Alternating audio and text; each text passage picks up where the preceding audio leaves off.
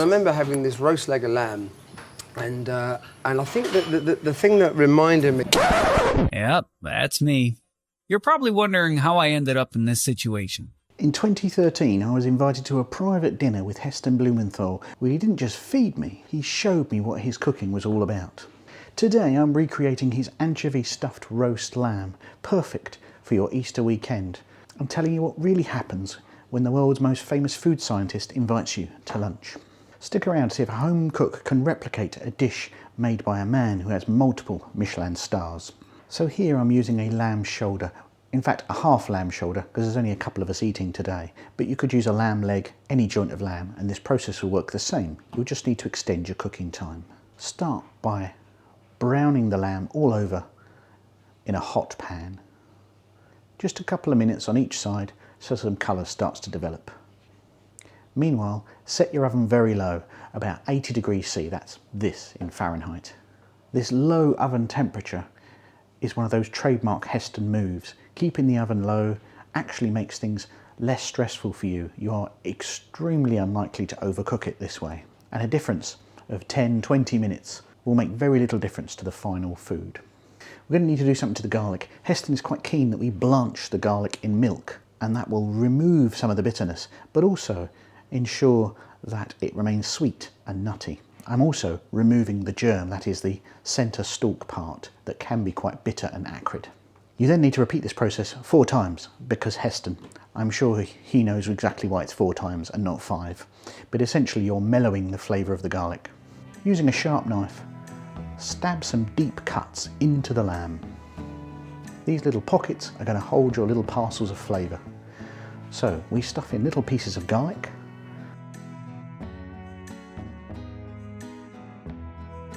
some rosemary that I happen to have rescued from the garden, and little pieces of anchovy.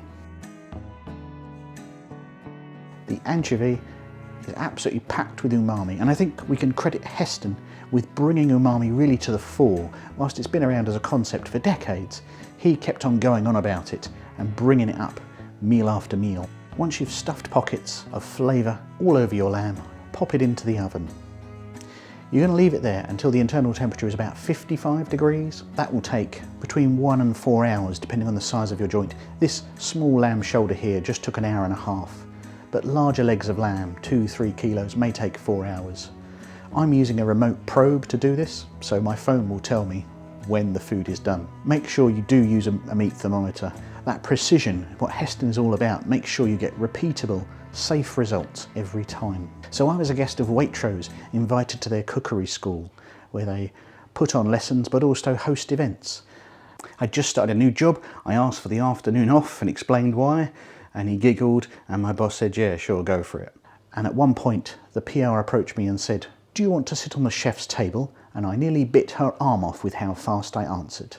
So what on earth was I doing there? Well, I've blogged at my blog bigspud.co.uk since 2007, and I constantly wang on about how much I like Heston Blumenthal and his methods. Word eventually got round to Waitrose PR of how obsessed I was, and of course he had a partnership with Waitrose at the time, so it was a natural fit, hopefully, for them to invite me.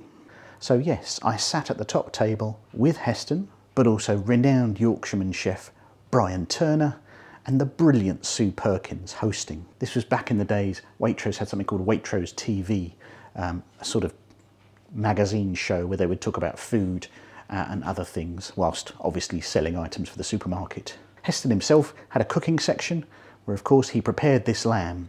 He then sat at the table with us discussing how good the British were at roasting meat. Brian Turner reminded us that the French call us roast beefs, not as an insult, but actually a compliment. Renowned vegetarian Sue Perkins kept slamming lamb on my plate, and it was absolutely delicious, and I hope I do it justice today. It wasn't just me there, I hasten to add. There was maybe 20 or so other people from food and PR and blogging in the room. Heston talked at length about his memories of lamb as a child. And it was really about time and place, and in a funny way, that experience has helped drive a lot of my cooking at the Duck. They say you should never meet your heroes. Well, I did okay by that meeting. I came away just as impressed with Heston as I already was, but clear that he could talk off the top of his head, and his love of cooking and the search of perfection. It really was clear to me that it's a passion for him. It's very bizarre to be sat just a couple of feet from him, but I was trying not to be starstruck and instead take note of what he was saying and really make the most of that opportunity. He was very friendly and warm, and I walked away with a very positive experience. I was fortunate enough to go to the Waitrose Cookery School on a number of occasions and had a great time. Now closed, sadly, but it was a great space and a lot of fun to go to. Heston remains a huge influence for me. I know he's not quite as well as he used to be, and I wish him well, but at the same time, his legacy of recipes, restaurants and attitude to cooking lives on, and I hope sometimes I do it a little bit of justice. Certainly, it's in the back of my mind whenever I'm cooking. And once the lamb has had a good 30 minutes resting, here's the finished product, and I recommend serving it with potatoes bélangères. You can do the method where the lamb sits on top, but that wouldn't work with these particular recipes. If you need a good recipe for potatoes bélangères, can I recommend my good pal Ben Gossalk, and I'll link his recipe below.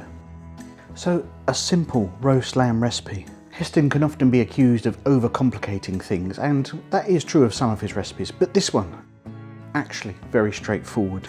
There's got really key Heston principles here of slow, low roasting, keeping the oven at a very low temperature, just letting the lamb come up to its natural correct temperature. Perfect for eating, but without squeezing out all the moisture and becoming tough.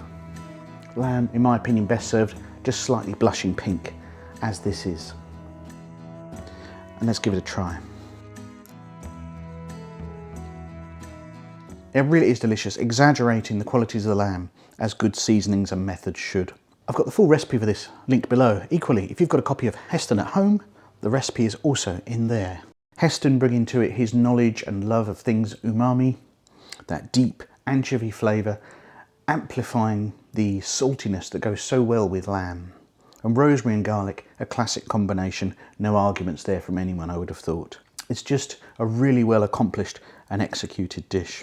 So that full video, I'm going to go ahead and talk my way through it and react with more bits and bobs as I watch it back. And I'll make that video exclusive for members. And if you want to watch that too, hit the join button down below. And from 99p a month, you too can watch that and other bonus materials and get access to videos early. Thank you for your support. I hope you enjoyed that, and I will catch you next time. The boy loved it so much. 30 years later, he's still sharing it